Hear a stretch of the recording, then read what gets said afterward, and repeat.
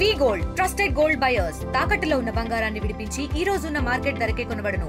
మరిన్ని వివరాలకు సంప్రదించండి 77107720.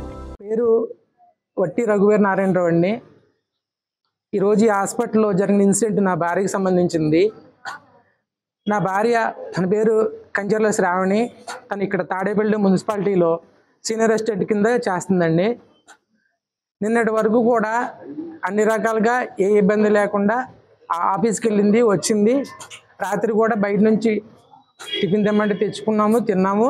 బాగా పొద్దుట మా అబ్బాయికి తను టిఫిన్ చేసి పెట్టింది. తర్వాత మా అబ్బాయి బస్సు ఇంటి దగ్గర దాటిపోతే డిఎస్ చెరువు దగ్గర ఎక్కించడానికి తీసుకెళ్ళి నేను తీసుకెళ్ళి వచ్చేటప్పుడే తను నాకు కాల్ చేసింది.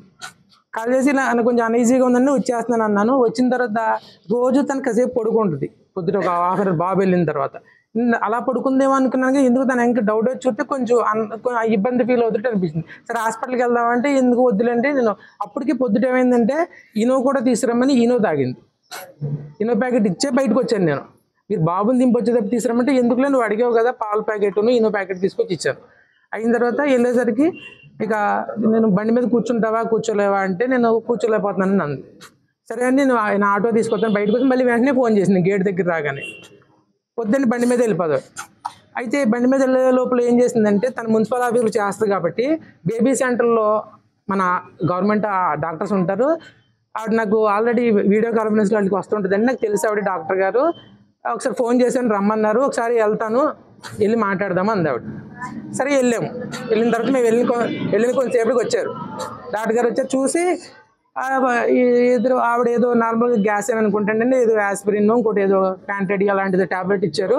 ఇచ్చిన తర్వాత ఆవిడ కూడా ఒక డౌట్ ఎక్స్ప్రెస్ చేశారు. మేడం రిస్క్ ఎందుకులేండి, ఒకసారి మీరు ఈ 2DAకో తర్వాత మనకి ఈసీజీ మీరు అలాగే టిఫిన్ చేయలేదన్నారు కాబట్టి వెళ్ళి ఫాస్టింగ్తో ఉన్నారు కాబట్టి అవి మీరు టెస్టులు చేయించేసుకోండి మేడం, అయిపోద్ది కదా రిస్క్ చేయడం. ఎందుకంటే నేను కూడా ఇమీడియట్గా ప్రోయాక్టివ్గానే పర్లేదులేండి ఎక్కడ చేయించుంటే అది యాక్చువల్గా మాకు ఇక్కడ ట్రీట్మెంట్ తాడేపల్లి అంటే ట్రీట్మెంట్ అనేది మాకు మైండ్లో లేదండి. ఇప్పుడు అవసరం పడాల.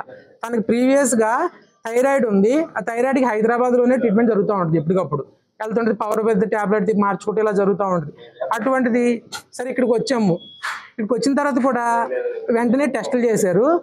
ఈ లోపు మేము టిఫిన్ చేయడానికి వెళ్ళాము. టిఫిన్ చేసి వచ్చాము. టెస్టులు ఏమైనా వచ్చిందంటే డాక్టర్ గారు టెస్టులు చూసి పిలిచారు. పిలిచి టెస్టుల్లో అంతా ఏమీ లేదండి, హార్ట్ కానీ మనకి ప్రూఫ్ ఉందండి, టెస్టులో రిపోర్ట్లు ఉన్నాయి కదా, అందులో అన్నీ నార్మల్గానే ఉన్నాయి, ఇబ్బంది ఏమీ లేదు అని చెప్పారండి. చెప్పి ఆయన ఏమన్నారంటే గ్యాసు ఫామ్ అయినట్టుందండి ఆవిడకి, ఒక రేపటి వరకు మనం ఇక్కడ అడ్మిట్ అవ్వండి, అబ్జర్వేషన్లో ఉండటం మంచిది అన్నారు. ఇక నేను కూడా ఇక అక్కడ రిస్క్ తీసుకుని ఎందుకంటే తనకు కొంచెం అన్ఈజీగా ఫీల్ అవుతుంది. ఎందుకు ఆల్రెడీ లీవ్ కూడా చెప్పేసింది, ఎందుకులో ఇబ్బంది పెడతాం వద్దని ఆ సెన్స్ కూడా వెళ్తాను, ఇబ్బంది పడకూడదు తనకు రిలీఫ్ అవ్వాలనే ఇంటెన్షన్తో ఇక్కడే ఉంచేసాం. ఉంచిన తర్వాత ఇది ఇంచుమించుగా 11:30 టైంలో అండి ఇదంతా జరిగింది. అయ్యేసరికి ఆ టైంకి తను నార్మల్గా ఉంది. ఈ లోపు ఆఫీస్ నుంచి ఇద్దరు తనకు సంబంధించిన లేడీ కొలీగ్స్ కాల్ చేశారు. చేసి మాట్లాడితే వాళ్ళు అలాగా అన్ఈజీగా ఉంటే హాస్పిటల్కి వచ్చి టెస్టులు రాశారు అనేసరికి వాళ్ళు వచ్చి చూసి వాళ్ళని చూసి తను చాలా ఎగ్జైట్ అయ్యింది, చాలా ఫ్రీ అయ్యి నవ్వుతుంది. నేను బయట నుంచి ట్యాబ్లెట్ తీసుకురావడానికి వెళ్ళాను, వచ్చేసరికి తను నార్మల్గా ఉండేసరికి నాకు కూడా అనిపిస్తుంది అమ్మాయి ఇంకా మిగతా కంప్లైంట్ ఏమి లేవు కదా, హార్ట్ రిలేటెడ్ మనకుంది ఇది ఒకటే కదా, మన గ్యాస్ ఒకటే ప్రాబ్లం కదా, రేపు క్యూర్ అయిపోద్దులే అని మేము అనుకుని వాళ్ళ అన్నయ్య మళ్ళీ వస్తాం మేము అవసరమైతే ఫోన్ చేయ అన్నయ్య అని వాళ్ళు వెళ్ళారండి. వెళ్ళిన తర్వాత నేను ఏదో ట్యాబ్లెట్ వాళ్ళకి ఇచ్చి వచ్చి ఇక్కడ కూర్చున్నాను. ఇంతలో వామిటింగ్ చేసుకుంటున్నారండి, ఒకసారి వెళ్ళండి అన్నారు. సరే బ్యాక్ సైడ్ వామిటింగ్ చేసుకుంటే అప్పుడు వామిట్ అయిపోయింది. నేను పట్టుకున్నాను వాటర్ కావాలంటే అప్పటికి తను చాలా ఈజీ డిస్కంఫర్ట్ ఫీల్ అవుతుంటే ఇలా ఉందేంటి ఇంత వాంతు నీకు ఇంత వామిటింగ్ సెన్సేషన్ ఏంటి అసలు అని చేసుకోలేకపోతుందండి బయట అంటే సరే లోపల తీసుకొచ్చి పడుకోబెట్టినాను. వచ్చిన తర్వాత తను ఒక పక్క నుంచి చెప్తుందండి నాకు పెయిన్ వస్తుంది అని తను అంటుంది. అయితే డాక్టర్ గారు వేరే డాక్టర్ గారు రమ్మన్నారు, వచ్చారు. వీళ్ళకి అప్పటి నుంచి మొదలెట్టారండి ట్రీట్మెంట్. ఏం ట్రీట్మెంట్ చేశారో ఏంటో. ఒకటైతే ఒక ఇంజక్షన్ ఆ వామిటింగ్ అయిన తర్వాత నుంచి అనేది మనిషి అసలు నేను తీసుకొచ్చిన మనిషికి దానికి అసలు సంబంధం లేకుండా అయిపోయిందండి. అప్పటి నుంచి మరి ఆ ఇంజక్షన్ ఏమి ఇంజక్షనో, లేకపోతే మనం నమ్ముతాం, డాక్టర్లు నమ్ముతాం, కానీ మనకేం తెలుసండి. వాళ్ళు తీసుకురమ్మని తీసుకొస్తాము, ఇస్తాము. ఇక్కడ లేని బయటికి వెళ్ళి నేను ఒక్కడనే వచ్చానండి. ఇప్పుడు మేము ఇక్కడ ఉండేదే మేము ముగ్గురు. నేను చాలా ధైర్యంగా తీసుకొచ్చి వాళ్ళు చెప్పిందల్లా వాళ్ళకి ఒక్క సెకండ్ కూడా వాళ్ళకి ఇంకా క్వశ్చన్ చేయకుండా ఓకే చేయండి ఇది అదని వెళ్ళి తీసుకొచ్చిన తర్వాత వాళ్ళు అబ్జర్వేషన్లో ఉండి వాళ్ళు ఏం ట్రీట్మెంట్ చేసినట్టు, ఏం ఇంజక్షన్ ఇచ్చినట్టు అది ఎవరికి తెలుసండి. వాళ్ళు ఇచ్చిన ఇంజక్షన్ ఏంటనేది, అది ఎలా రియాక్ట్ అవుద్ది మనిషి మీద, ఈ మనిషికి ఎంత పవర్ ఇవ్వాలి. ఎందుకంటే నేను చదువుకున్నాను, నా మిస్సెస్ చదువుకుంది. ఇప్పుడు మేము అక్కడికి నేను మెన్షన్ చేశాను కూడా, ఇలా మున్సిపల్ ఆఫీస్ ఎంప్లాయ్ అండి తను, ఇలా అన్ఈజీగా తీసుకొచ్చామంటే వాళ్ళు నోటీస్ చేసుకున్నారు, అంతా బాగానే ఉందండి. మరి ఆ ట్రీట్మెంట్ ఏం జరిగిందో కానీ మధ్యాహ్నం 12 తర్వాత నుంచి మొదలైన సిచ్యువేషను ఈవినింగ్ వరకు లాస్ట్లో ఇంకోటి ఏదో హోప్ అన్నారు. మేము హోప్ వదులుకోం కదండి. ఇప్పుడు ఏదో ఇంజక్షన్ అన్నారు 45,000, ఆ ఇంజక్షన్ కూడా చేసామనే చెప్పాం. అసలు 1% కూడా తను ఇలా వద్దని అసలు ఏమాత్రం ఎక్స్పెక్ట్ చేయలేదండి అసలు. ఎందుకు ఇలా ఆవిడకి గ్యాస్ రిపేమో అని చెప్పి వచ్చిందండి. హాస్పిటల్లో జాయిన్ అయింది. వాళ్ళు ఏదో ట్రీట్మెంట్ చేశారు, ట్యాబ్లెట్ ఒక ఇంజక్షన్ ఏదో చేశారు. చేసిన తర్వాత టిఫిన్ చేశారు. టిఫిన్ చేసి అక్కడ కూర్చున్న తర్వాత వాళ్ళ స్టాఫ్ కూడా ఎవరో వచ్చారు, మాట్లాడింది బాగానే ఉంది. ఉన్న తర్వాత కాసేపు వామిటింగ్ అయింది. వామిటింగ్ అయిందండి అని చెప్తే నేర్చుకున్న మీద వామిటింగ్ అవుతుందండి అని చెప్పి అన్నారు. తప్పితే వాళ్ళు చేసిన ఇంజక్షన్ ఏమైనా వికసించిందా లేకపోతే వికసించిందా ఏంటనే విషయం చూడలేదు. వాళ్ళు దాని మీద సరైన ట్రీట్మెంట్ చేయలేదు. మీరు ఆ మందులు పట్టలేండి, ఈ మందులు పట్టలేండి అని చెప్పి చెప్పడం, ఆయన బయటికి పంపించడం. ఈవిడ అక్కడే చెప్తాను, నాకు నొప్పిగా ఉంటుంది అంటే అలాగే నొప్పిగా ఉంటుందేమో, తగ్గుద్దులే అని చెప్పుకుంటే ట్రీట్మెంట్ చేస్తున్నారు.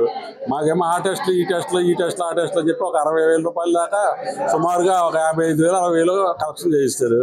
చేసిన తర్వాత మాకు అప్పుడు 3ంటికి ఫోన్ చేశారండి. నేను ఆ మామయ్య గారిని, నేను అక్కడి నుంచి ఇక్కడికి వచ్చాను. ఏంటి పరిస్థితి అంటే నాకు ఆందోళనగా ఉంది, ఇది నాకు భయం వేస్తున్నాను, మా అబ్బాయి ఫోన్ చేస్తే వచ్చాము. వచ్చిన తర్వాత ఇక్కడ ట్రీట్మెంట్ ఏం జరుగుతుందో చూద్దామని చెప్పి లోనికి వస్తుంటే ఇక్కడ రౌడీని పెట్టారండి. ఎక్కడ వాచ్మెన్ దగ్గర ఎవడ కూడా లోనకి వెళ్ళి చేపట్టి లాగేస్తున్నాడు. సరే ట్రీట్మెంట్ చేస్తున్నది మనం వెళ్ళకూడదేమో అని చెప్పి వెళ్ళలేదు.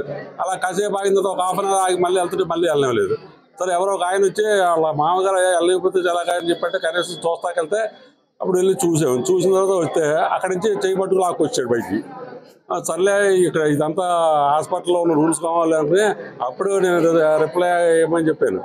మీరు చేసిన ట్రీట్మెంట్ ఏంటి అనేది ఒక ప్యాడ్ ఇవ్వండి, ఎప్పుడు ఏ ట్యాబ్లెట్ వేశారు, ఎప్పుడు ఏ ఇంజక్షన్ చేశారు, ఎనీ టైంలో ఏం జరిగిందో నాకు విషయం తెలియాలండి అని చెప్పి నేను అన్నాను.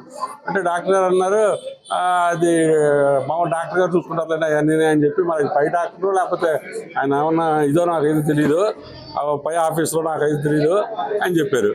చెప్తే సరే బయటకు వచ్చి కూర్చున్న తర్వాత ఇంకొక 45,000 రూపాయలు ఇంజక్షన్ ఏదో ఉంది, అది లాస్ట్ అండ్ ఫైనల్గా చేయాలండి.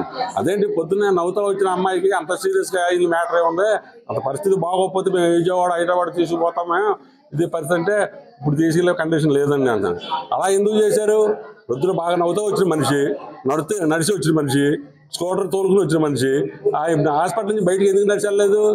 లేకపోతే అంబులెన్స్ మీద తీసుకెళ్లే పరిస్థితి లేదంటారంటే ప్రయోగాలు చేశారా మీరు? తెలిసి తెలియని వైద్యం చేశారా? మీరు చేసిన వైద్యం వికసించిందా ఏంటి, ఎందుకు జరిగిందనే విషయం గట్టిగా క్లాస్ తీసారండి. క్లాస్ తీసేవాడికి అప్పుడు వెళ్ళి ఇంజక్షన్ ఇది చేస్తామని చెప్పి వచ్చారు. వచ్చిన తర్వాత మళ్ళీ అమౌంట్ మళ్ళీ 45,000 కట్టుకున్నారు. సరే ఇంకో 40,000 నేను 5,000 రూపాయలు ఎవరి దగ్గర తీసుకుని 45,000 రూపాయలు కట్టేసాం. కట్టేసిన తర్వాత ఇంజక్షన్ చేశారో లేదో అనుకుంటారు. మా ఊరు కూడా ఉన్నారు, చేశారో లేదో తెలియదు, మేము బయట కూర్చున్నాం. ఏం ఇంజక్షన్ తెలియదు, అసలు చార్ట్ ఉండాలి కదా స్వామి. వైద్యానికి ఒక పేషెంట్ ట్రీట్మెంట్ చేస్తున్నాం అంటే పలానా టైంకి ఇంజక్షన్ చేసాం, పలానా టైం టాబ్లెట్ ఇచ్చాం, పలానా టైంకి ఇలా వైద్యం చేసాం అనేది చార్ట్ ఉండాలి కదా. ఆ స్టాఫ్ అడిగితే స్టాఫ్ ఎవరో బయట ఎవరో రౌడీలు పెట్టేశారు, వీళ్ళ బయట లాగేస్తున్నారు. ఆవిడనే వాళ్ళ 3 పిల్లలు 2 వచ్చారండి. అదిగో మా అబ్బాయి కూడా ఇక్కడ 3 పిల్లలు 2 వచ్చారు, చూపించారు. వాళ్ళకి టాబ్లెట్లు అవి రాస్తే తీసుకెళ్ళి ఇచ్చారు. టాబ్లెట్లు బయట నుంచి తెచ్చాడు మొత్తం ఆయన. మాకు ఫోన్ చేసేప్పటికి మేము 3ంటికి వచ్చామండి. 3ంటికి వచ్చేటప్పటికి ఇక్కడ మంచి బందోబస్తు అయిన ఒకటి పెట్టారు గేట్ కాడ. వాళ్ళేమో గైడ్కి వచ్చేస్తున్నారు. ఏంటో స్టాఫ్ వెళ్తున్నారు తాగురు సినిమాలో జరుగుతుంది. మ్యాటర్ ఏం జరుగుతుందో తెలియట్లేదండి. మాకు తీసుకెళ్ళిపోవాలా పేషెంట్ని, లేకపోతే ట్రీట్మెంట్ జరుగుతుందా తగ్గుద్దా ఏంటి అనే విషయం మాకు తెలియక మా ఆందోళన. మేము అక్కడే రిప్లై చేసి ఏమన్నా ఏంటి ఎందుకని వ్యాక్సిన్ చేయించుకోవడం వచ్చిందా ఈ ప్రాబ్లము ఎందుకు వచ్చింది బాగా ఇప్పటివరకు ఆవిడ ఎక్కడ ఇంజక్షన్ చేయించుకోలే టాబ్లెట్ వేసుకోలేదండి ఎప్పుడు కూడా. అలాంటిది వచ్చిన మనిషిని ఇలా సెవెన్ చేసి మీరు వాళ్ళ తీసుకెళ్ళిపండి అని చెప్పి కాళ్ళు ఎత్తేసి ఒక స్టాఫ్ లేకోకుండా ఎవరు లేకుండా అందరూ వెళ్ళిపోయారు. మంచి active person local to global news at your fingertips. మీ చేతిలో ఒక ఆయుధం. డౌన్లోడ్ రా TV app. Media legend Ravi Prakash is back.